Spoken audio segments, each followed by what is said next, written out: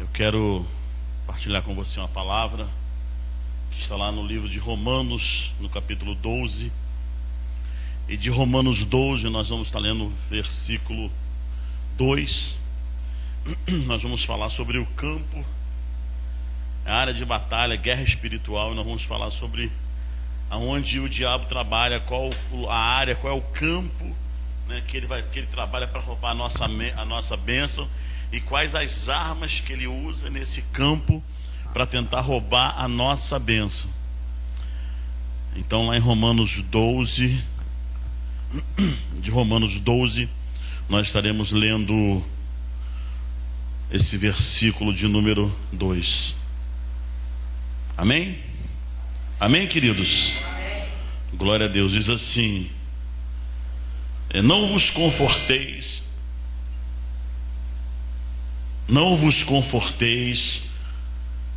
com este mundo, mas transformai. Aqui atrás ficou muito ruim para mim, ficou muito lata aqui atrás. Abaixa no amplificador mesmo. Não vos conformeis com este mundo, mas transformai-vos pela renovação do vosso entendimento, para que experimentais qual seja a boa, agradável e perfeita vontade de Deus. Amém?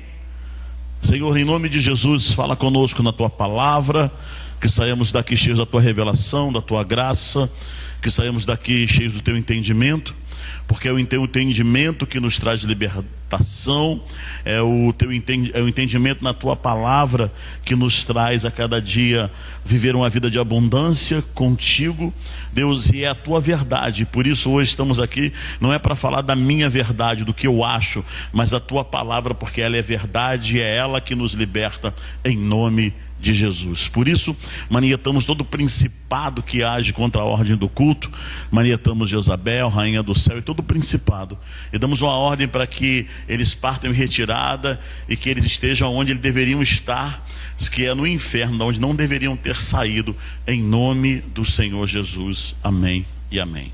Amém? Pode se assentar. O que eu quero falar para você, eu quero que você entenda sobre batalha espiritual. O problema todo é que às vezes nós não entendemos, nós achamos que falar de batalha espiritual, achamos que batalha espiritual é aquilo que nós temos na nossa mente. Quando chega um demônio na igreja e você repreende uma pessoa com um demônio, isso não é batalha espiritual. Aliás, isso nem deveria acontecer. Isso nem deveria acontecer. Mas tem pessoas que ela acha que isso é batalha espiritual. Ela acha que isso é obra de libertação. Isso não é obra de libertação. Porque a nossa libertação, ela não está em possessão demoníaca. Até porque a Bíblia diz: conhecereis a verdade e a verdade vos libertará. O que vai permitir que aconteça uma coisa como essa é se minha mente está ou não liberta. Porque tem muitas pessoas que elas vão perder as batalhas porque acham que isso é batalha. E fui num culto, lá teve um culto de libertação, aí mão para trás, sai aquilo. Me explica uma coisa, olha como é que as coisas são tão loucas. Se é culto tem a ver com adoração. Culto tem a ver, com adoração a Deus. Aí o cara vai num culto de libertação, onde fala mais do diabo do que de Deus. Que culto é esse? Culto para quem que foi isso? Quem foi adorado naquele momento? Quem que foi o ator principal daquele momento? Porque quando chegamos num momento como esse, num ambiente como esse, no santo, quem tem que ser exaltado e venerado é o Todo-Poderoso. É por isso que nós vamos à figura. Você precisa entender isso para a gente não se perder. É por isso que quando você vai ver a figura da arca, que era a presença do Senhor, quando ela vai levada para um ambiente, olha só, é por isso que a gente tem que entender para onde a gente vai. Tem muito lugar por aí com o nome de igreja grande demais, mas não tem nada a ver com igreja, porque a figura do santo é uma. Olha só, roubaram a arca e levaram para um lugar.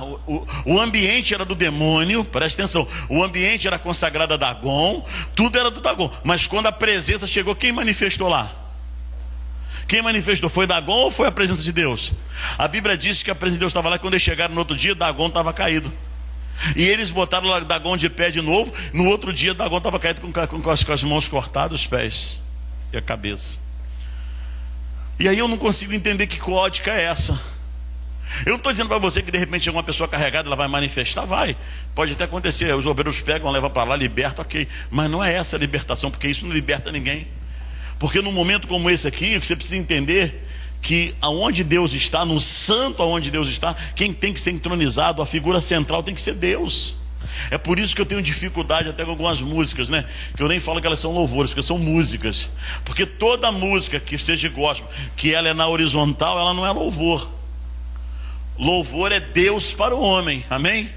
Eu te exaltarei, a ti bem bendigo. Toda música que ela é aqui, ela não é louvor, ela é para o homem. Já falei para você um monte de música que trabalha sobre isso, né? Quem vem para tentar ferir o valente de Deus, em meio às suas guerras, isso é para o homem, isso é horizontal, né? Quem me viu passar na prova e não me ajudou, isso é horizontal, isso é ego. E a adoração liberta, porque chegou no santo, num ambiente como esse, quem tem que ser entronizado é Ele, é Deus, não é o homem, amém, queridos? Porque se você entender isso, toda vez que você vem na igreja, você está sofrendo uma metanoia, uma mudança de vida, uma mudança de mente. A Bíblia diz que todas as vezes que eu me envolvo com a Bíblia, seja ouvindo, lendo ou escutando ela, vai provocar libertação na minha vida. Você vem na igreja, é para cada dia se tornar melhor. A cada dia que passa, eu vou me tornando melhor. É por isso que quando você olha para o apóstolo Paulo, no momento da sua vida ali, e da sua caminhada, você vai ver ele dizer assim: terrível homem que sou. Você olha para o apóstolo Paulo quase com toda a obra consumada e diz: ainda tem muitas coisas que, meu Deus. Por quê? Porque é um processo de mudança. Eu ouço a palavra me libertando. Eu entro aqui com a mentalidade, eu ouço uma palavra e no outro dia eu coloco em prática. Se eu entro aqui com a mentalidade do que é ser um bom marido e a palavra me confronta que aquilo que eu estou vivendo não é ser um bom marido, e se eu pratico aquilo que eu recebi, então eu recebi uma libertação. Se eu entro aqui com uma mentalidade de vida e de repente a palavra me confrontou, que aquela mentalidade de vida que eu estou vivendo, ela não é verdadeira, então quando eu começo na segunda-feira a praticar a mudança de vida, então eu tive libertação. Você está entendendo isso? Você está entendendo isso, igreja? Agora, a questão é o que é a minha verdade, o que é a sua verdade, o que é a verdade. Porque nós viemos aqui é para ouvir a verdade de Deus. E o nosso campo de batalha, que nós precisamos entender, é na mente. Sempre foi na mente, e o diabo sempre vai querer enclausurar a sua mente. Por quê? Porque nós precisamos entender. Se você continuar olhando a palavra, a Bíblia vai dizer que Deus ele veio quebrar cadeias e destruir sofismas da nossa vida. E quando Paulo está falando aqui em Romanos, ele está falando essa mudança de mente, é tirar a mente de uma forma, é tirar a mente de uma posição que eu pensava que era errada. Por exemplo, o que é sofisma, apóstolo? A gente tem que ler a palavra e entender. Por que é libertar-me de sofisma? O que é sofisma? São crenças que eu tenho que elas não são verdadeiras. Por exemplo, quando minha mãe se converteu, a gente se converteu, irmão, todo mundo dessa igreja que estaria no inferno na época que a gente se converteu, porque todo mundo aqui está todo errado. Porque na época na igreja que eu converti, um pastor está assim, o que? Num culto de domingo, um pregador então, com camisa, bateria, mulher de calça comprida, mulher de maquiagem. Agora isso era de Deus? Não, isso era sofisma. Era uma verdade que alguém colocou e o cara acreditou que era verdade, mas não era. E aí eu estava com a minha mente travada, todos aqueles que caminhavam nisso tinham a mente travada, achando que Vai para o inferno, hein, pastora? Eu me lembro de uma loucura que foi até onde meu falecido pai começou a abrir a mente em algumas coisas. Um dia ele chegou para mim e falou assim: você acredita numa coisa, rapaz? Essa perua gospel, ela prega os negócios que tem até os negócios de Deus. Eu falei: o senhor acredita numa coisa, o senhor está com a mente tão cauterizada que o senhor não olha para a bispa Sônia e não vê que ela é mulher de Deus? Aí ele ficou pensando. Eu falei: pai, pelo amor de Deus, a mente do senhor está cauterizada, porque a mente do senhor está num sofisma. E que sofisma é esse? O sofisma que uma mulher maquiada não vai para o céu. O sofisma que uma mulher que se produz não vai para o céu. E aí nós criamos na nossa mente alguns sofismas que eles podem nos travar e nos impedir. Por exemplo, ontem mesmo, né, ontem eu tive aula dessa pós que eu estou fazendo, e é sempre quando eu tenho um determinado professor lá que a gente tem um confronto muito grande, porque ele confronta muita religião e eu brigo muito com ele.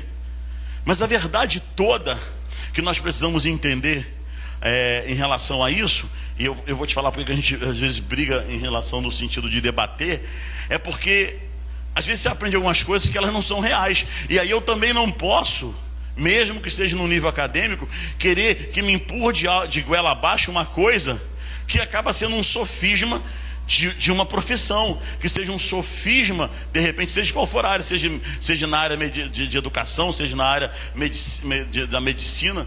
E eu crio algumas coisas que elas são mentirosas. Por exemplo, algumas coisas que as pessoas falam e a gente acaba acreditando. Por exemplo, eu mesmo há um tempo atrás ouvi isso: e na psicologia diz que um homem que não casa até os 25 não casa mais. Vai ser mentira.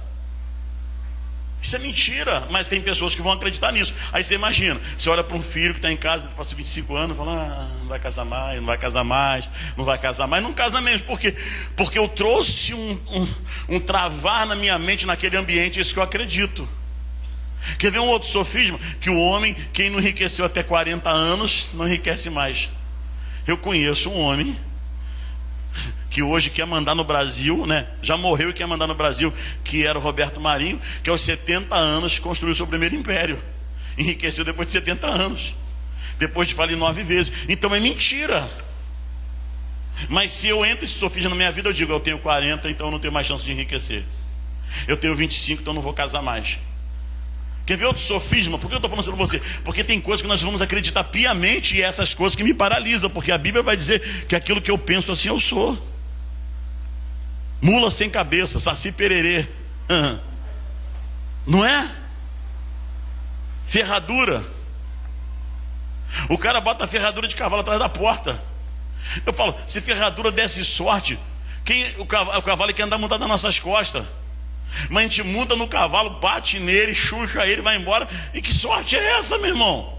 Mas eu tenho essa, olha só, minha mente está tão enclausurada que eu acho que a ferradura vai me trazer sorte. Pé de coelho dá sorte. O coelho tem 4, o cara mata o bichinho, pega o pé, bota ali, dá sorte. Que sorte é essa, irmão? Mas a gente acaba tendo essa tolice desse sofisma, e aí eu acredito em coisas que elas não são verdadeiras, e elas estão me paralisando. A gente precisa entender isso. Então a gente tem que quebrar algumas coisas que estão cauterizando a nossa mente. Sofisma, ele tem a ver com ensino enganoso. Sofisma, ele tem a ver com crenças limitantes. E às vezes é isso que eu estou vivendo. Talvez você está aqui dentro da igreja e ainda não sofreu uma libertação nessa área, e nós continuamos crendo em algumas coisas que elas não são verdadeiras. E aí, se eu acredito naquilo, aquilo vai acabar me aprisionando, e vai ser naquela área que o diabo vai trabalhar na minha mente. Eu me lembro numa programação aí, porque agora tem até show da fé, né?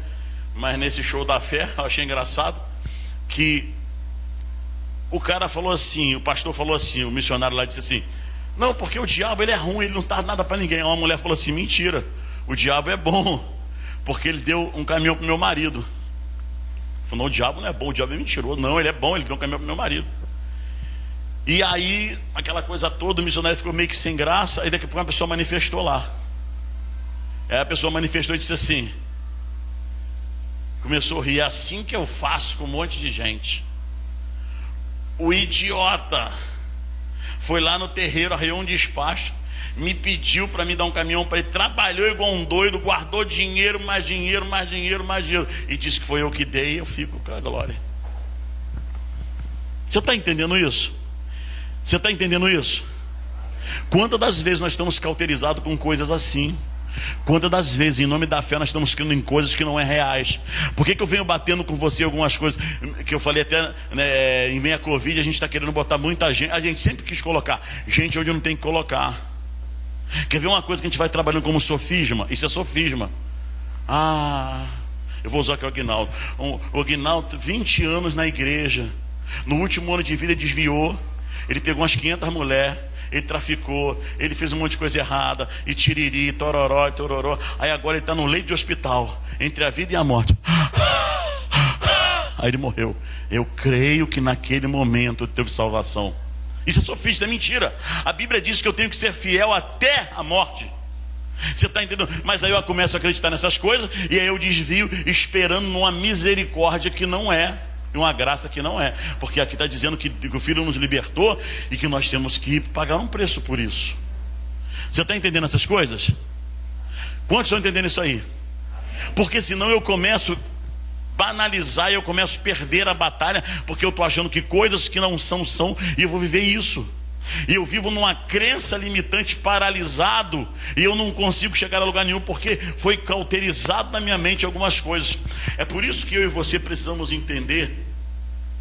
E lá em Efésios 6:13 vai falar sobre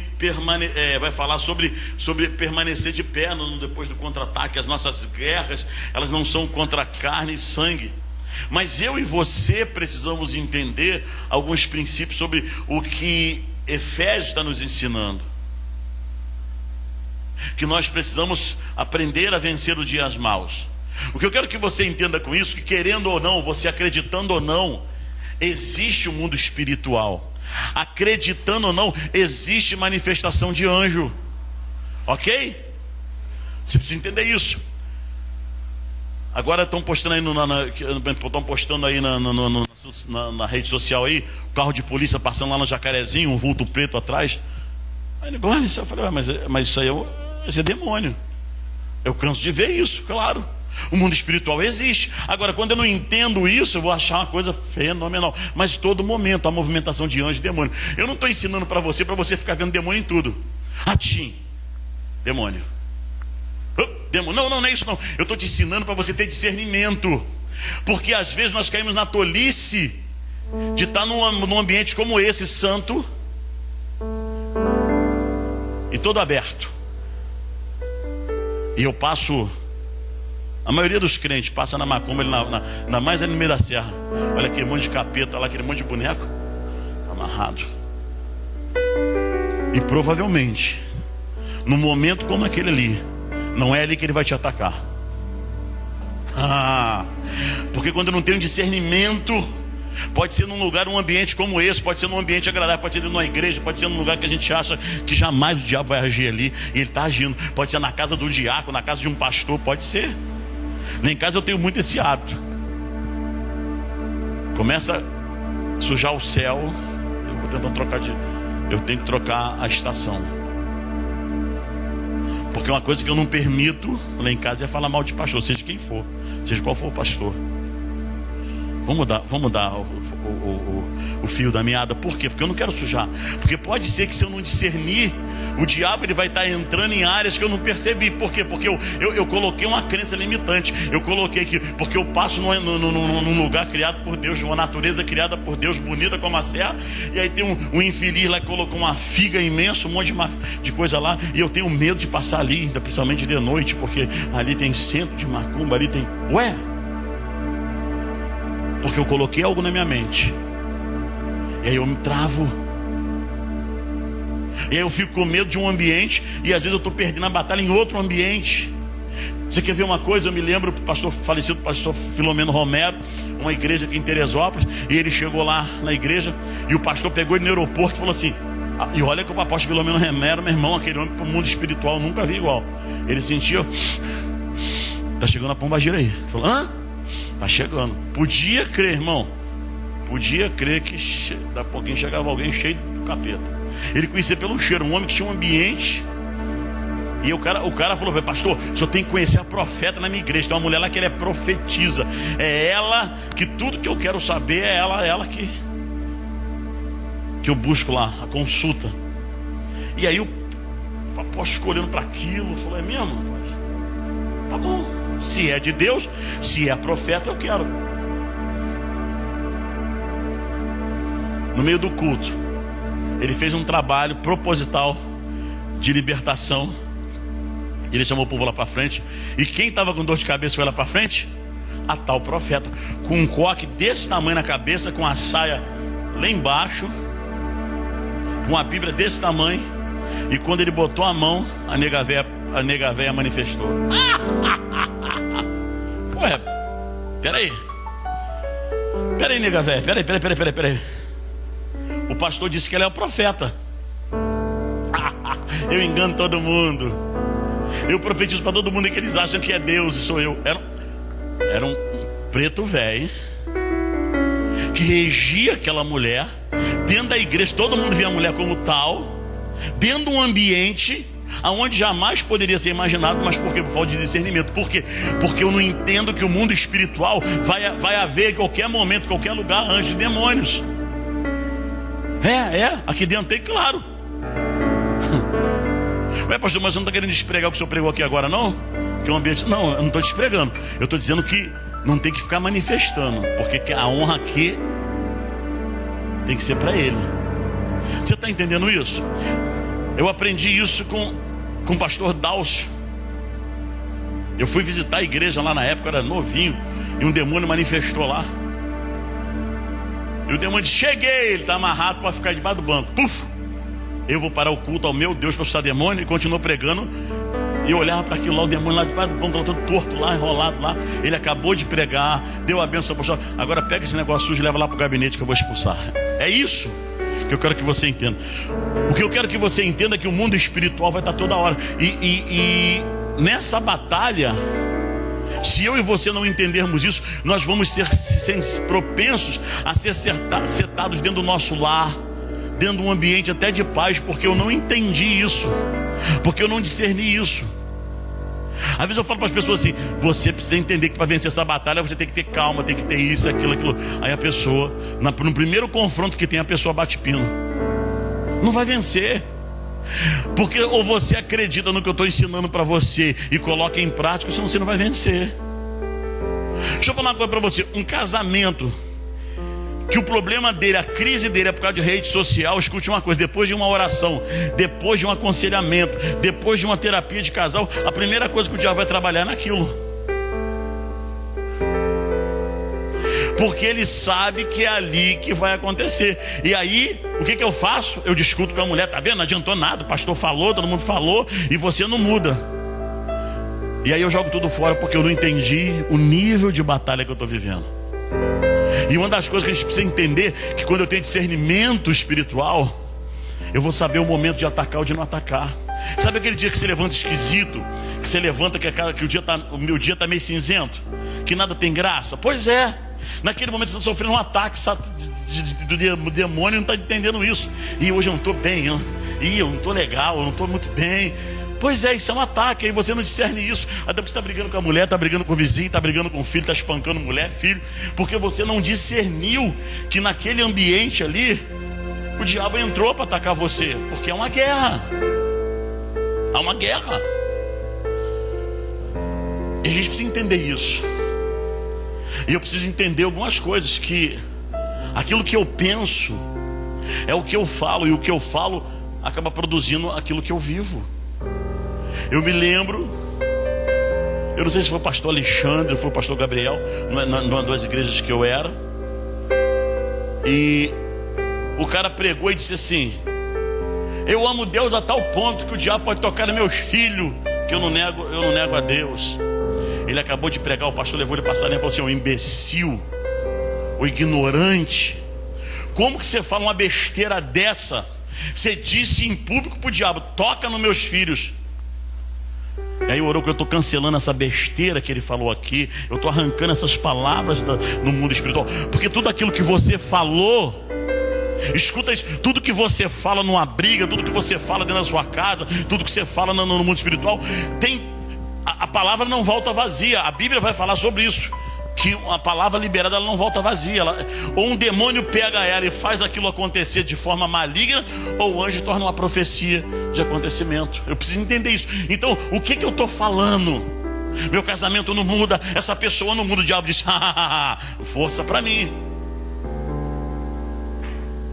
Então eu e você precisamos entender o que eu creio, naquilo que eu penso, aquilo que eu creio, o que eu falo. E é naquilo que eu falo que eu vou caminhando nos meus erros. E a gente precisa entender que é uma batalha. Que é uma batalha, irmãos.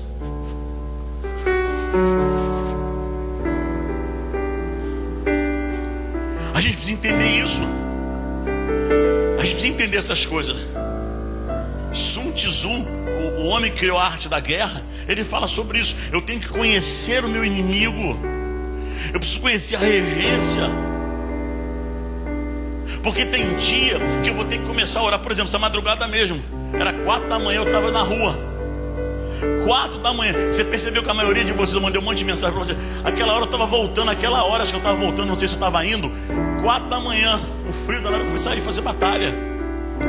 Falei: pô, o ambiente não está legal. 4 da manhã. Rodei a Rua Tereza, fui até lá perto do hospital, voltei orando, decretando, orando por vocês, mandando mensagem. Falei: tem algum ambiente, alguma coisa está acontecendo aqui, eu não sei o que está acontecendo. E naqueles que eu estou cobrindo, o diabo tu não vai tocar. Então libero palavra de cura. Comecei a mandar para alguns de vocês, fazer questão de botar nome para entender. Eu estou orando por você. Eu não sei, mas eu senti que era um ataque. Eu não sabia quem era, o que era, ou se era nível de cidade. Então a gente precisa ter esse discernimento, que vai ter que momento você vai ter que deliberar palavras. Vai ter que momento que você vai olhar e não vai ter nada para se apegar, mas você vai pegar a palavra. A palavra diz isso, eu creio, é nisso aqui. É nisso que eu creio, é nisso que eu permaneço de fé. É nisso que eu vou viver. E vai ter dia que a tua batalha espiritual vai ser essa: é proclamar, dizer: eu vou vencer, porque a Bíblia diz que eu posso vencer. Eu sou um milagre, porque a Bíblia diz que eu sou um milagre. E profetizar isso. Mas vai ter dia que eu não posso falar nada, vou ter que me trancar e ficar quietinho. Porque vai ter dia que se eu abrir a boca eu vou fazer besteira. E aí quando eu aprendo a discernir como vencer no mundo espiritual, a Bíblia diz que a Bíblia fala sobre Salmo, fala sobre isso, que é no esconderijo do Altíssimo. Não é isso? A sombra do Senhor eu descansarei. Então vai ter dia que o diabo vai ficar te procurando, dizer: cadê o Dene? Cadê o... Eu preciso só de uma murmuração da boca dele para me acabar com a vida dele, com o casamento dele, com a finança dele. É só uma murmuração. Mas ele discerniu aquilo. E se ele discernir, ele vai se esconder na sombra do Altíssimo. O diabo: cadê ele? Cadê? Vai passar lá no salão, não vai conseguir ver o dele, vai procurar em todo lugar, não vai achar. Por quê? Porque ele percebeu. Porque ele entendeu que uma batalha naquele dia, ele percebeu isso, que aquele dia não era dia para falar, era dia para ficar quieto. Você imagina se Jesus Cristo não tem esse discernimento? Depois de ser batizado, ele vai ser levado para ser tentado 40 dias de tentação. Vai ter dia que a batalha espiritual vai ser como a de Jesus. Está escrito, diabo. Está escrito que Deus tem uma história sobre mim. E se Ele tem uma história sobre mim, você não escreveu a história do meu casamento, você não escreveu a história da minha finança, você não escreveu a história da minha saúde. Tem uma história escrita sobre mim, e é nela que eu vou permanecer de pé, que é o dono da vida. Porque Jesus venceu assim, disse: diabo, está escrito, diabo. Mas tu é filho de Deus, mas está escrito. Ele podia falar: eu sou filho de Deus, quer ver? Eu vou mandar um raio para você. Raio? Não, ele disse: não, cara, não é, eu não preciso fazer show pirotécnico. Porque a Bíblia está dizendo que é com as armas da nossa milícia. É isso. Deus tem uma história escrita. Mas tem dia que Deus vai falar para você: corre para o lugar forte. Você acha por que o Davi vai dizer torre forte ao Senhor? E ele vai se esconder. Por isso que quando você vai ver o grande Martinho Lutero, ele canta até um louvor falando sobre o rochedo forte ao Senhor. Porque ele entendeu: tem dia que eu tenho que me esconder num lugar seguro. Dizer: Deus, eu estou num nível de batalha tão grande, se eu abrir a boca eu vou falar besteira. Mas eu vou ficar quietinho, vou me trancar. Porque isso é discernimento espiritual. Vai ter dia que você vai ter que fazer como eu, sair pela rua orando, profetizando, sabe? Impor nas mãos. Porque a gente precisa entender quem é o nosso inimigo. Eu tenho que conhecer os meus inimigos. Lúcio Scherder, né, que é um grande teólogo, ele disse que o maior problema que ele tinha era de saber, o que tirava sono dele era saber que o diabo sabia o caminho da alma dele. Ele disse: o diabo sabe o caminho do meu coração. Ele está dizendo: o que me tira o sono é que o diabo sabe do que eu gosto. O diabo sabe do que mexe comigo. O diabo sabe do que me faz sair da bênção. Ele diz: essa é a minha luta. E você precisa entender isso. O diabo sabe. O diabo sabe como acabar com o teu namoro. O diabo sabe como acabar com o teu casamento. O diabo sabe como acabar com as tuas finanças. O diabo sabe como paralisar o teu sonho. Eu estava conversando com o pastor José. Ele falou assim: puxa, essa área assim, eu pratiquei essa área a semana. Acabei de praticar, logo depois aconteceu um milagre. Às vezes a gente não consegue discernir que a nossa arma, ela está ali. E às vezes no meio da luta eu não entendo, eu faço tudo errado.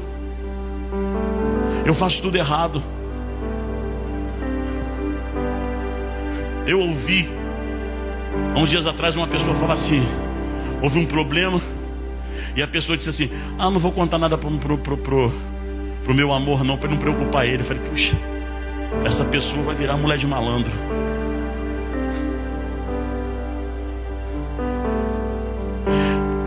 Porque se é família, é família. E se tem problema, eu não posso. Eu tenho que. E às vezes a gente não entende, nós vamos perdendo batalha porque nós mesmos estamos fazendo errado. Você está entendendo isso, queridos? Como estão entendendo isso aí?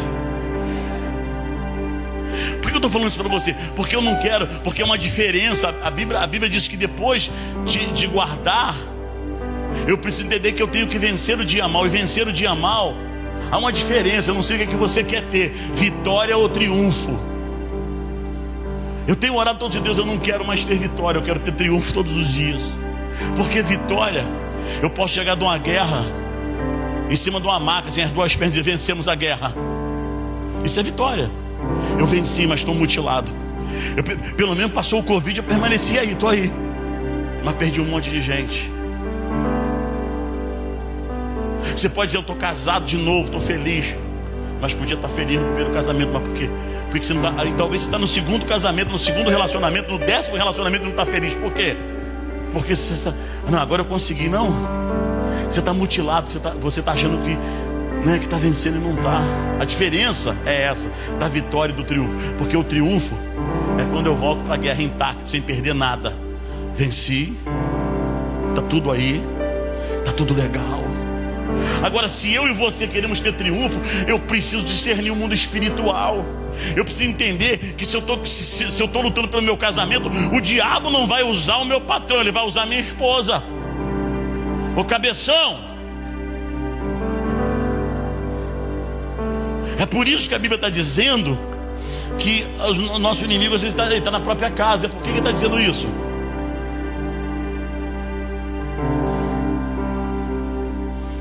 Já sei porque que é isso. Porque eu moro junto com a minha sogra. Eu nem moro, não estou falando de mim não, tá? Não. Quando a Bíblia está dizendo que o inimigo está na própria casa, ele está dizendo sobre isso. Que o inimigo vai usar quem está perto. Aí eu estou orando pela minha vida sentimental.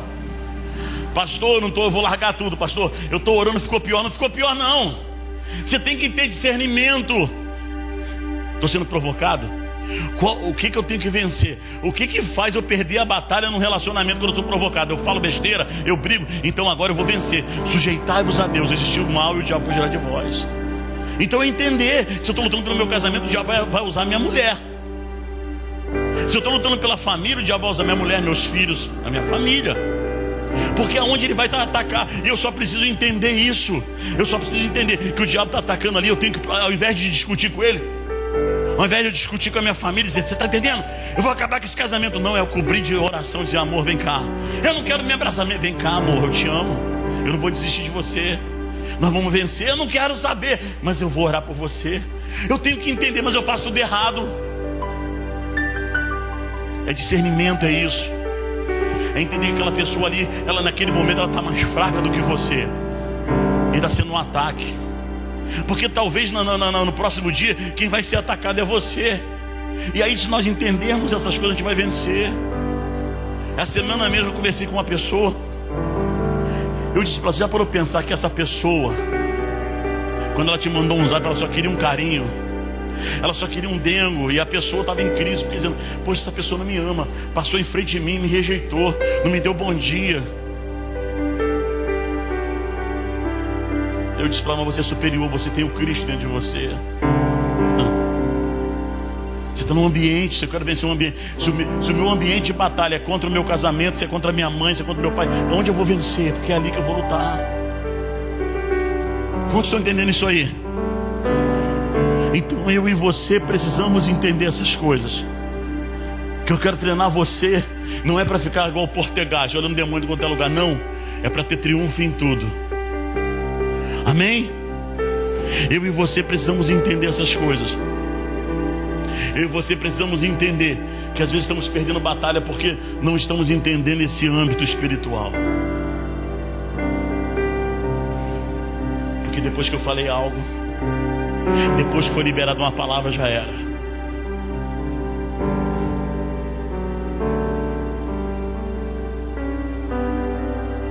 Porque eu vejo batalha espiritual, eu gosto de olhar muito as coisas. E eu fico olhando batalha espiritual, e quando eu estava escrevendo sobre essa palavra, me veio uma memória de quase uns 20 anos atrás na churrascaria Majórica. Eu já falei para alguns aqui, mas eu quero falar de novo. Assim que eu fui fazer parte do sindicato, e aí o patrão me chamou e falou: olha, você não vai querer abusar aqui dentro não. Eu falei: não, a única coisa que eu vou fazer aqui dentro é tirar todo o abuso que tem aqui dentro. O senhor vai ter que entender. E a gente começou a fazer, reivindicando muita coisa que era direito nosso. Teve um advogado que virou até meu amigo, ganhou muito dinheiro com a gente aqui na cidade, que a gente puxa, botou muita firma na justiça, reivindicou muita coisa. Plano Brest, plano Cola, plano Verão, cruzado, tanta coisa, tanta defajada. Então a gente conseguiu muitas coisas. E entramos em crise. A cidade, o país entrou em crise na época do cruzado, do plano Collor. E o patrão me chamou e disse assim: olha, eu vou ter que mandar embora pelo menos 10 funcionários. Eu estou te falando isso porque vocês reivindicaram hora extra, reivindicaram mais 2 horas de adicional. Pois é, com essa reivindicação e com essas 2 horas de adicional, a gente não consegue manter mais esses 10 com a crise que está. E eu me senti culpado com aquilo. Falei: Jesus. E eu perguntei para o patrão: se a gente conseguir fazer alguma coisa assim, sei lá, abrir mão dessas horas extras, o senhor segura o quadro todo? Ele disse: aí dá para segurar. E eu conversei. E tinha um rapaz que ele era chefe da cozinha, mas ele me xingou: você é pilantra, você é safado. Eu te coloquei aqui na empresa, seu pilantra, safado. Falei: Zé, não é nada disso, você é um pilantra.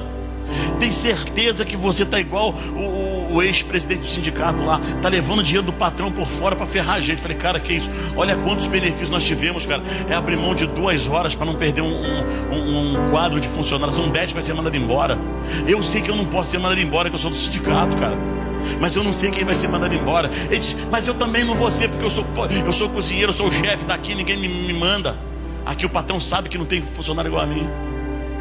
Pois é, cara, mas vamos pensar nos demais. Bom, aí a maioria aceitou e tiramos as horas extras.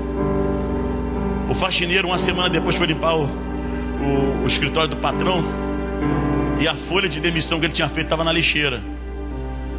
Funcionários a ser demitido. O primeiro da lista era o chefe da cozinha. E ele chorou, me pediu perdão. Ele era vizinho da Letícia. Lembra dele? Seu Zé, da Marlene. Logo depois da tua casa, parei de meio contigo. É que tu era pequenininha também, né? O cara chorou. Ia pra igreja bebinho. Lá, eu vi na igreja. Esse cara não é safado não. Ele, cara, aqui, ó. Por que eu tô falando isso pra você? Que batalha espiritual é assim. Às vezes eu tô reivindicando, eu tô indo contra aquele que tá me protegendo. Aí você não entende. A minha mulher não muda, meu patrão não muda, a minha família não muda. Não é você que tem que mudar, não é as pessoas. Deixa eu falar uma coisa para você. Primeiro sobre relacionamento. Quem tem que mudar é você, não espere nada de ninguém. É você que tem que mudar. Porque se você quer que as pessoas mudem por causa de você, você nunca vai arrumar ninguém perfeito.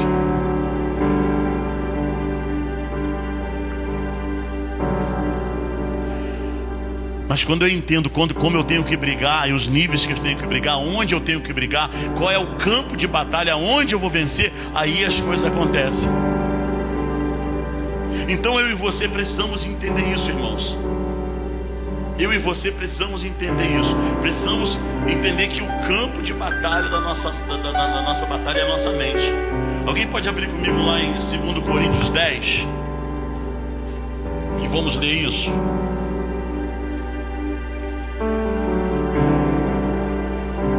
Você precisa entender que às vezes estamos perdendo batalhas. E batalhas, e batalhas. Porque não temos tido esse discernimento. Como vencer. Quando eu devo ir, quando eu devo ficar. Quando eu devo atacar e quando eu devo ficar em defesa. Diz assim, 2 Coríntios 10, 4 diz assim: mas as armas da vossa milícia não são carnais, mas sim poderosas em Deus para a destruição das fortalezas e derrubar raciocínios de altivez ou sofisma. A Bíblia e eu e você precisamos entender que Deus está dizendo que a nossa batalha é na mente. E a palavra está dizendo que eu tenho que derrubar esse sofisma, essa falsa crença. Homem é tudo igual, homem nenhum presta. É como eu disse para você, se a pessoa que está do teu lado ela não presta, é porque você só tem o que você merece. É o que eu disse para você, dessa pessoa, que eu vou chamar ela para conversar. Eu vou chamar, falei, porque é aquilo que eu falo. A mulher do malandro. A mulher do malandro, ela faz o malandro. Ah, essa mulher tem dedo podre para isso. Claro, porque ela tem essa regência. Ela não entende que ela estraga qualquer homem que ela botar a mão. Tem homem que não entende que ele estraga qualquer mulher que ele colocar a mão. A gente precisa entender isso, que nível que eu estou vencendo. Aonde eu estou. Escute uma coisa, e quando eu estou em batalha, é isso que eu não consigo entender. Deixa eu falar para você isso. Eu não sei qual é a batalha que você está, se é financeira, se é sentimental. Na hora de batalha, eu não tenho que fazer mais nada. Eu não entendo, o cara está numa crise no casamento e o cara está querendo jogar bola. O casamento está acabando, ele vai sair domingo para jogar bola. Ele não está entendendo. Ele não está entendendo isso. Que na hora da batalha, eu não tenho que sair, eu não posso sair de guerra. Você está entendendo isso? Quantos estão entendendo isso aí? Em momento de batalha, eu não saio do meu território. Ei, em momento de batalha não é hora de fazer festinha. Em momento de batalha não é hora de descansar. Aí eu quero fazer festinha. Não, estou estressado, eu vou. Não, vai continuar estressado, mas não pode sair do teu campo, do teu nível. Aí o cara perde a batalha. Por que ele perdeu a batalha? Porque ele não entendeu esse nível. Porque ele não entendeu que enquanto está em batalha, a Bíblia vai dizer, eu paro aqui por causa do horário, a Bíblia vai dizer que Davi estava em guerra. E escute uma coisa que eu vou falar para você. Davi estava em guerra, vencendo várias guerras. Aí naquele dia ele falou assim, eu estou cansado, a guerra já está tranquila. Escute uma coisa, e é entender que melhorar não é terminar a guerra. Eu tenho que entender isso. De repente eu estou numa crise com a Elisângela, que eu estou em guerra, estou em batalha. Aí melhorou não significa que eu venci. Pode ser que o diabo está arrumando um jeito de avançar de novo. Eu preciso entender isso. Aí Davi falou, a guerra está tranquilizada, está tranquila, está controlada, eu vou para casa descansar. E a Bíblia diz, enquanto os reis foram à batalha, Davi tirou férias. E quando ele tirou férias, sabe o que ele fez? Ele foi para casa, ele olhou de uma janela, e o diabo colocou uma mulher para acabar com a história dele. O cara está quebrado financeiramente, fazendo batalha espiritual para vencer na vida. Está gastando dinheiro comprando carro, moto. O cara está quebrado financeiramente, está indo para excursão, fazendo um monte de coisa. Ele não está entendendo, ele vai perder a batalha. No momento de batalha, você não pode comprar nada, você não pode fazer nada. Se o problema é financeiro, você não pode, mas o cara está tudo errado. Se a crise do cara, ela no namoro, no casamento, ele não tem que ficar... Porque olha como é que os caras fazem hoje em dia, eu não entendo isso, principalmente de um homem. O cara está em crise no namoro, ele quer ficar dando de bad boy para a mulher. Ele vai perder a batalha.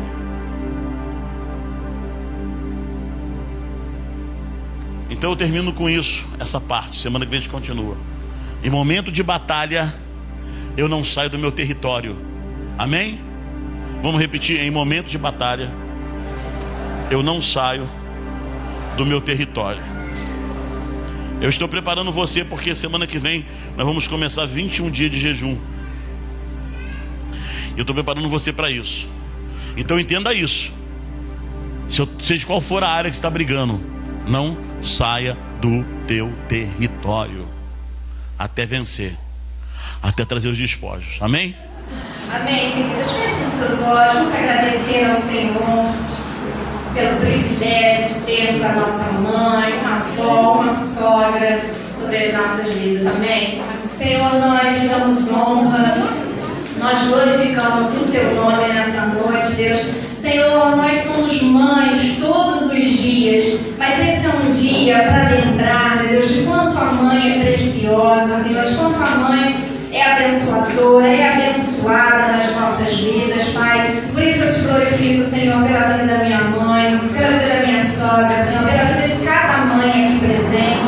Pai, eu clamo a Ti, Senhor, para que o Senhor nos conceda a graça da sabedoria, meu Deus, para edificarmos os nossos lares, os nossos filhos, meu Deus, na Tua presença, Senhor. Eu peço mesmo, Deus, que o Senhor conceda vida, que o Senhor conceda saúde, meu Deus, e sobre todas as coisas, Pai, nós Te glorificamos, porque mais um ano nós podemos celebrar esse dia junto dos nossos filhos, Deus.